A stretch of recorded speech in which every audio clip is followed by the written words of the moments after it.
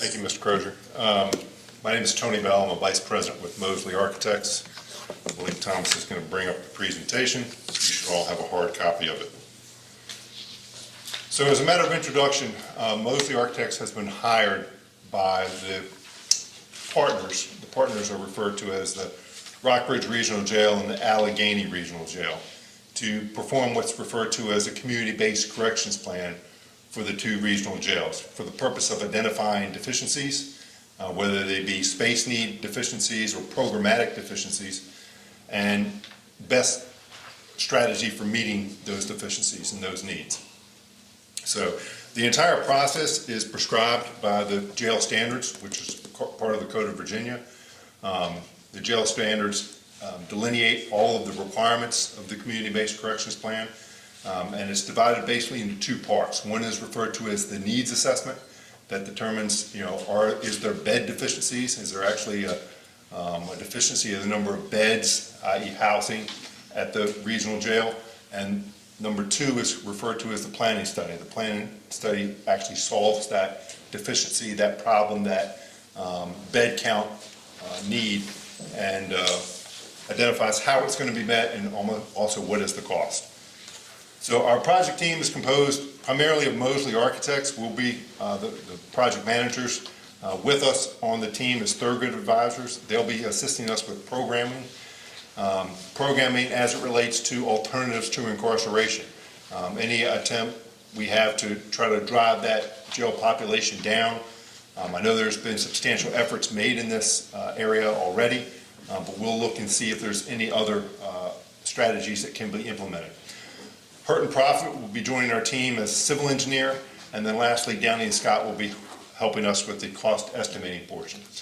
The process is, as I described, defined in the Code of Virginia by the jail standards, and it involves different boards and departmental agencies at the state level. The Department of Corrections acts as the staff persons who will communicate with us about the requirements of the existing facilities, about the deficiency of the existing facilities, and about the proposals we will make, which will be included in the planning study. Also included in the process are the Board of Local and Regional Jails, the Board of Corrections, the Department of Planning and Budget, the Department of Criminal Justice Services, and then as we go through the different agency reviews, Senate Finance, House Appropriation, and the Treasury Board will all become involved if there is an ask for monies for improvements to the jail. Now, the jail standards are very clear as far as what is an improvement versus what is considered maintenance, i.e. replacement. As an example, if we replace that exit sign over top of a door at the jail with exactly the same exit sign, that is considered maintenance, okay?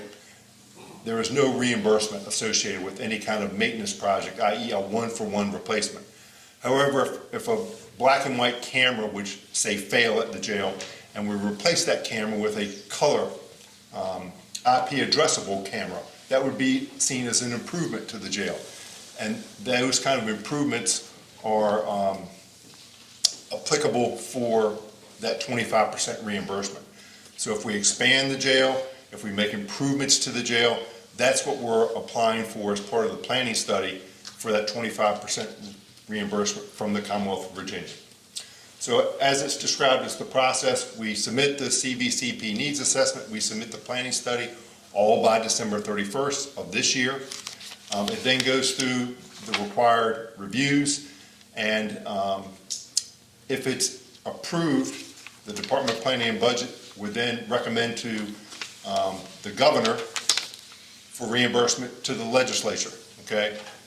That would happen at the end of 2024, and then in June of 2025, okay, basically a year and a half after we submit it, you would get the thumbs up or the thumbs down from the General Assembly on whether the project has been funded for the 25%. So let's talk a little bit about the two facilities, okay? We've got two regional jails. One is a jail commission-led regional jail. Obviously, that's the Rockbridge Regional Jail, composed of Rockbridge, Lexington, and Buena Vista. The other is a sheriff-led regional jail, and that's the jail to which you belong, run by Allegheny County. And I I was remiss in not introducing my partners here with me this evening. Colonel Almarode is the superintendent of Rockbridge Regional Jail. Obviously, Sheriff Hall is the sheriff here in Covington and Allegheny County, and he runs the sheriff-led regional jail. If you have questions specific to the existing facilities, these are the experts in those facilities. But here in Covington, Allegheny Regional Jail is immediately adjacent to the courthouse. It's got a 56-bed rated capacity, and it's basically landlocked on all four sides. So you've got the existing courthouse on one side, you've got some privately developed development improvements on the other side, Main Street in front of the jail, and then some privately held credit union property there in the back. So the ability to expand that jail is somewhat limited, right? We have to acquire some properties or repurpose some of that existing space in the facility. The sheriff and I have had some preliminary discussions to that end. The sheriff's office is actually housed in the jail facility. It's 2 stories, okay? One option would be the sheriff's office vacates the facility and we renovate some portion of that for housing, whether it be dormitory housing or community custody housing, so that we can have a community custody operation, something that the jail currently does not have. And that would occur in that front left corner. The community-based corrections planning process, first thing that we do after the needs assessment is we create a program, okay? We review the past studies, we create a program of what is needed at the facility that isn't currently there. It may be bed space. Like I said, the 2 current facilities, and we'll talk about this in a little more detail later on in the presentation, both have a rated capacity of 56. Both of them have been double bunked, okay, as approved by the Department of Corrections, up to 112. And we've also put some additional bunking in these facilities to accommodate greater needs, because often the average daily population is in excess of even that 112. So we're dealing with facilities that are well above their rated capacity, and defining that for the Department of Corrections on what is the need moving forward is one of the components of the needs assessment, and meeting that need is part of the planning study. So we will develop, after we develop that program, i.e. what is the defined need, we will then develop floor plans, elevations, sections on how we're going to meet that need, whether it's an expansion, whether it's a renovation, or a combination of the 2. And oh, by the way, we've done this for Rockbridge Regional Jail already back in 2007. We updated it in 2010, and we'll look at what we did back then at this time. This is the Rockbridge Regional Jail in Lexington. Obviously, the interstate is there on the top of this. The vehicle maintenance facility is on the far right. That's the white roof building. And the sheriff's office is also housed at the Rockbridge Regional Jail. It's on the far right of the facility. The far left, where you see some vehicles stored, that is property that is controlled by Rockbridge County. And that exists there, an opportunity for expansion of that facility without acquisition of any additional property. In 2010, that's exactly what was proposed. So you see the existing jail there on the bottom right, and what was proposed is in a jail addition, adding 106 beds with a core to support 184 beds, which would expand to the west, okay? What would that be composed of? It was going to be a new intake facility, some new community custody beds. Everyone know what community custody is? Okay.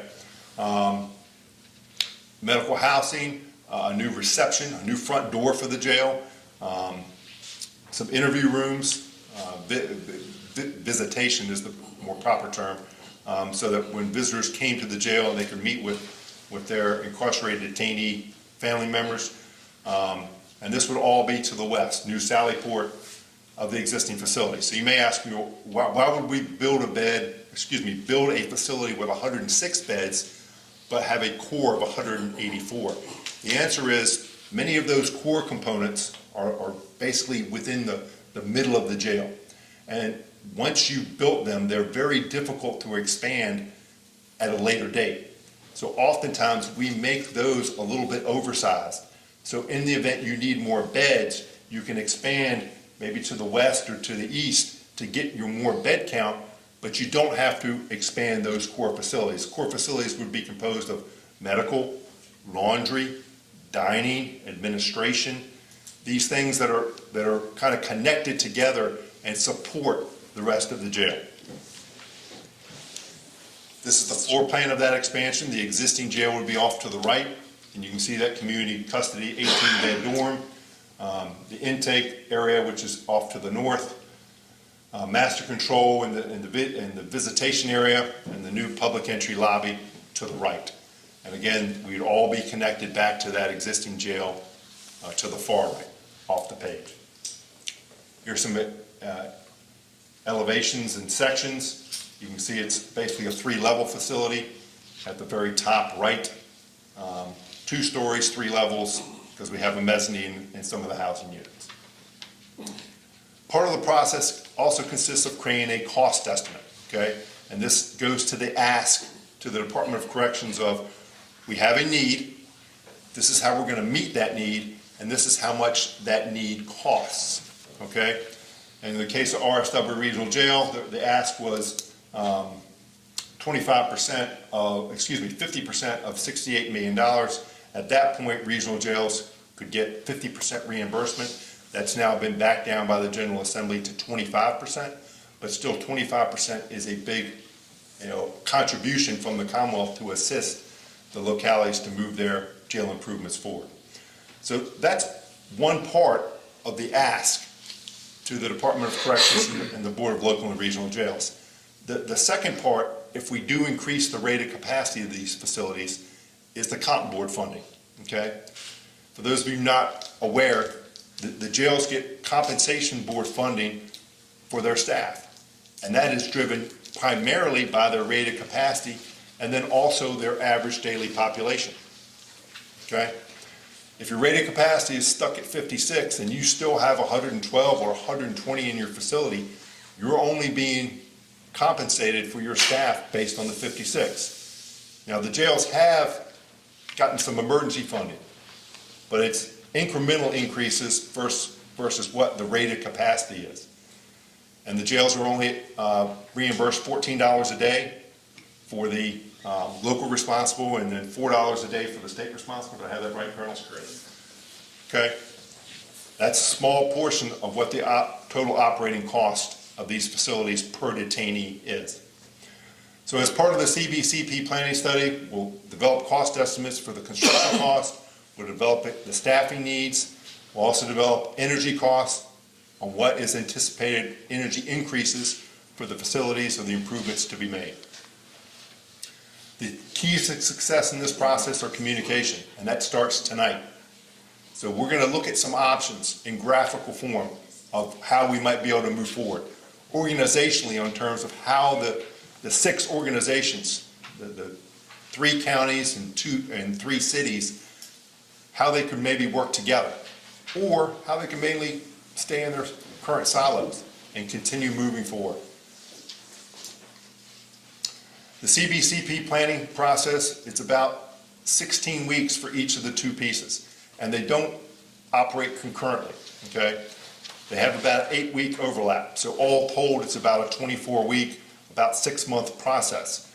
The needs assessment consists of about 16 weeks of analysis, looking at jail population, looking at arrest records, looking at programs that are in the facilities that are helping to offset the incarceration, maybe home electronic monitoring or home electronic incarceration, pretrial release, things of this nature, to reduce that jail population. And then the planning study is another 16 weeks, and that usually starts about midpoint of the needs assessment. Once we've identified what the need is, we can then begin creating solutions to meeting that need. If the need is 100 beds, how can we meet that 100 beds within our facilities or with an expansion of our facilities? Once we submit the community-based corrections plan, needs assessment, and planning study at the end of the year, this is the process that it then goes through.